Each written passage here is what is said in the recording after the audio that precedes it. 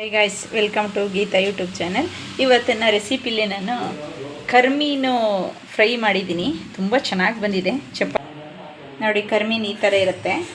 ಇದನ್ನು ಒಂದು ಸ್ವಲ್ಪ ಕಿರಿಕಾಯಿ ಬರುತ್ತೆ, ಅದಕ್ಕೆ ನಾನೇನು ಮಾಡಬೇಕು, ಇದನ್ನು ತಲೆ ತೆಗಿತೀನಿ. ಈ ಥರ ತಲೆ ತೆಗೆದ್ಬಿಟ್ಟು ಹುರ್ಕೊಂಬಿಡ್ತೀನಿ. ಒಲೆ ಮೇಲೆ ಹುರಿದ್ಬಿಟ್ಟು ನೀರಿಗೆ ಹಾಕ್ಬೇಕು. ಇದನ್ನು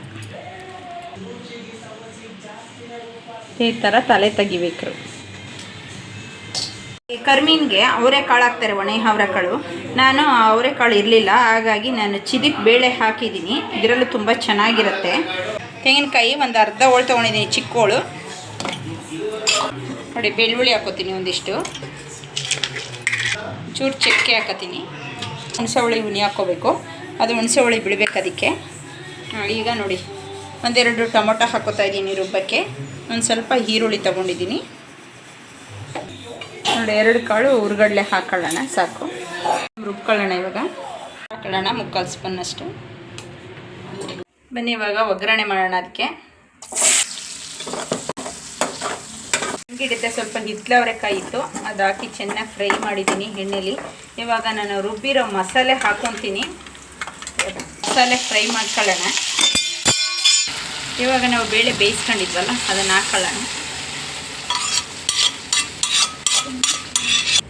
ಗಟ್ಟಿಗೆ ತವೆ ಥರ ಮಾಡೋಣ. ತುಂಬ ಚೆನ್ನಾಗಿರುತ್ತೆ ಕರ್ಮೀನ್ದು.